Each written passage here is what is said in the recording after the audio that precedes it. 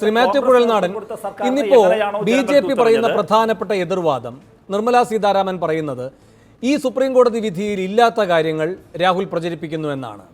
ചൗക്കീദാർ ചോർഹെ എന്ന് സുപ്രീം കോടതി പറഞ്ഞു എന്നാണ് ഇന്ന് ഈ പറയുന്ന രാഹുൽ ഗാന്ധി പ്രതികരിച്ചത്. എന്നാൽ അങ്ങനെ ഒരു വാചകം ഈ വിധി ന്യായത്തിലില്ല എന്ന് നിർമ്മലാ സീതാരാമൻ പറയുന്നു. മാത്രവുമല്ല, ഇപ്പോൾ ഇവിടെ ശ്രീ JR അടക്കമുള്ളവർ പറയുന്നത് ഈ കാര്യത്തിൽ ഒരു നിയമപ്രശ്നം കോടതിയുടെ മുൻപാകെ വന്നിരിക്കുന്നു, അത് പരിശോധിക്കാൻ കോടതി സന്നദ്ധമായിരിക്കുന്നു. അതിനപ്പുറം റഫാൽ ക്ലീൻ ചിറ്റ് നൽകിയ സുപ്രീം കോടതിയുടെ മുൻ ഉത്തരവ് ഒരു തരത്തിലും നിഷേധിക്കുന്ന, നിരാകരിക്കുന്ന ഒന്നും ഇന്നുണ്ടായിട്ടില്ല എന്നാണ്. അങ്ങയുടെ പ്രതികരണം എന്താണ്?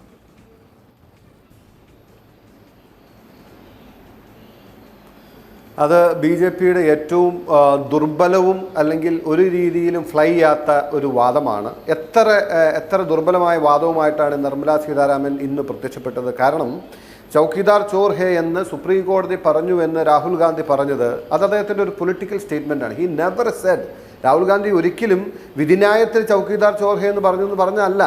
ആ വിധിയുടെ സ്പിരിറ്റ് എടുക്കുമ്പോൾ സ്വാഭാവികമായിട്ടും BJP ഇതുവരെ പറഞ്ഞ വാദങ്ങൾ, സുപ്രീം കോടതിയിൽ നിന്നും റഫാൽ ഈ ഇടപാടിൽ ക്ലീൻ ചിറ്റ് കിട്ടി എന്ന് പറഞ്ഞിടത്ത് നിന്ന് ഇപ്പോൾ ഈ പുതിയതായി വന്ന തെളിവുകൾ പരിശോധിക്കാൻ പാടില്ല, അല്ലെങ്കിൽ അത് ഉൾക്കൊള്ളാൻ പറ്റില്ല, അത് തീർച്ചയായിട്ടും ആ തെളിവ് കൊണ്ടുവന്നവർക്കെതിരെ പ്രോസിക്യൂഷൻ നടപടികൾ വേണം എന്ന നിലയിൽ ആർഗ്യൂ ചെയ്തിരുന്ന BJPയുടെ മുഴുവൻ കണ്ടൻഷൻ പോയി എന്ന് മാത്രമല്ല, ആ തെളിവുകൾ പരിശോധിക്കേണ്ടതാണ്, അല്ലെങ്കിൽ അതും ഉൾക്കൊണ്ട് വേണം അന്വേഷണം മുമ്പോട്ട് പോകാനെന്ന് പറയുമ്പോൾ ആ റഫാലിൽ ഉണ്ടായിരുന്ന കാർമേഘത്തിൻ്റെ കട്ടി കൂടുകയാണ് ചെയ്തത് സ്വാഭാവികമായിട്ടും.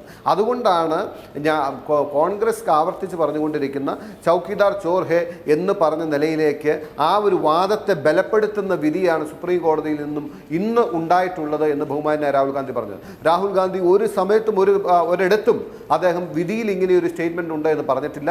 പക്ഷേ ആ വിധിയുടെ സ്പിരിറ്റ് ഉൾക്കൊണ്ട് അതിൻ്റെ ഒരു പൊളിറ്റിക്കൽ ഡയമെൻഷനിൽ ഒരു സ്റ്റേറ്റ്മെൻറ്റ് നടത്തിയപ്പോൾ അത് അങ്ങനെ വിധിയിലില്ലാത്ത കാര്യമാണ് രാഹുൽ ഗാന്ധി പ്രചരിപ്പിക്കുന്നത് എന്ന എത്ര ദുർബലമായ ബാലിശമായ വാദമാണ് BJPയുടെ ഭാഗത്തുനിന്നുണ്ടാകുന്നത്. അത് തന്നെ കാണിക്കുന്നത് ഈ വിഷയത്തിൽ അവർക്ക് എല്ലാ ഡിഫൻസും നഷ്ടപ്പെട്ടു.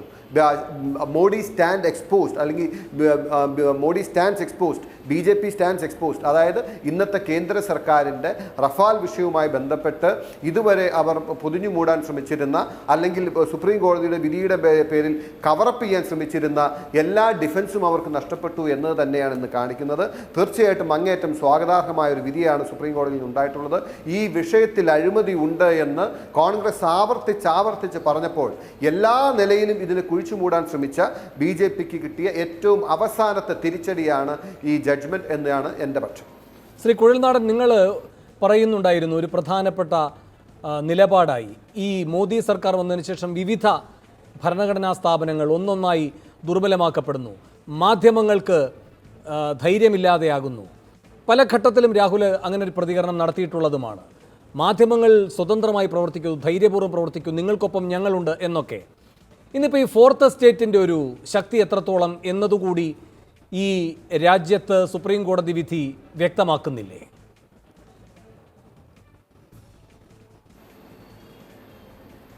അല്ല വേണു, ഇതിൻ്റെ അകത്ത് കോൺഗ്രസ് അല്ല ആദ്യമായി പറഞ്ഞത് ഈ ഇന്ത്യയുടെ വിവിധ സ്ഥാപനങ്ങൾ ദുർബലപ്പെടുത്തുന്നു എന്നല്ലേ. ഈ രാജ്യത്തിന് ഏറ്റവും വലിയ ഇൻഡിക്കേഷൻ നൽകിയത് ഇവിടുത്തെ പരമോന്നത നീതിപീഠത്തിലെ 4 ജഡ്ജിമാരാണ്. ഒരുപക്ഷെ ചരിത്രത്തിൽ ഇതുവരെ കണ്ടിട്ടില്ലാത്ത രീതിയിൽ 4 ജഡ്ജിമാർ കോടതി മുറികളിൽ നിന്നും പുറത്തു വന്ന് രാജ്യത്തെ ജനങ്ങളോട് പറഞ്ഞു, the democracy is in danger. അതിന് വലിയൊരു ഇൻഡിക്കേഷൻ എന്താണ്? അതൊരു രാഷ്ട്രീയ ആരോപണമാണോ? അവർക്ക് ഇത്രയോ കാലമായി ഈ രാജ്യത്തിൻ്റെ എല്ലാ പില്ലേഴ്സിൻ്റെയും ഫങ്ഷനിങ് ഒരുപോലെ വീക്ഷിക്കുന്നവരാണ്. അങ്ങനെ സുപ്രീം കോടതിയുടെ കാര്യങ്ങളിൽ ഇടപെടുന്ന അടക്കം സുപ്രീം കോടതി ആദ്യം, അതിന് തൊട്ട് പിന്നാലെ നമ്മൾ കണ്ടു റിസർവ് ബാങ്കിൻ്റെ സ്വാതന്ത്ര്യത്തിൽ കൈകടക്കുന്ന രീതിയിൽ അവരുടെ, അതിനുശേഷം CBI, അതിനുശേഷം CIC, അതിനുശേഷം ഇപ്പോൾ ലേറ്റസ്റ്റ് ആയിട്ട് വന്നാൽ ഇലക്ഷൻ കമ്മീഷൻ. ഏത് ഭരണഘടനാ സ്ഥാപനത്തെയാണ് ഇവർ ദുർബലപ്പെടുത്താത്തത്? ഏത് ഭരണഘടനാ സ്ഥാപനത്തെയാണ് ഇവർ അറ്റാക്ക് ചെയ്യാത്തത്?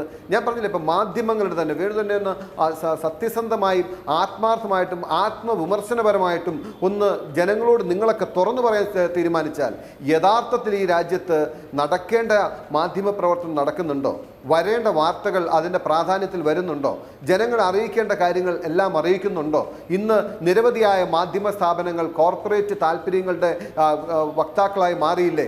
ഈ കോർപ്പറേറ്റ് സ്ഥാപനങ്ങൾ ഏത് രാഷ്ട്രീയത്തെയാണ് അവർ പിന്തുണയ്ക്കുന്നത്? ഇത് നമ്മൾക്കൊന്നും അറിയാത്തതല്ല Venu. But I am very sorry to say that there is no one to speak out this truth. ഈ സത്യം പറയാൻ ആളുകളില്ല. അവിടെയാണ് ഞാൻ നിങ്ങളെപ്പോലുള്ള അറ്റ്ലീസ്റ്റ് നമ്മുടെ ഒരു കേരളത്തിലൊക്കെയാണ് ഇനിയെങ്കിലും കുറച്ചെങ്കിലും ഒരു തുരുത്ത് പോലെ ബാക്കിയുള്ളത്, മാധ്യമധർമ്മം ഉയർത്തിപ്പിടിക്കുന്ന മാധ്യമ പ്രവർത്തകരൊക്കെ ഉള്ളത്. You should speak so loud. നിങ്ങളൊക്കെ ഒത്തിരി ഉച്ചത്തിൽ പറഞ്ഞാൽ മാത്രമേ ഈ യാഥാർത്ഥ്യം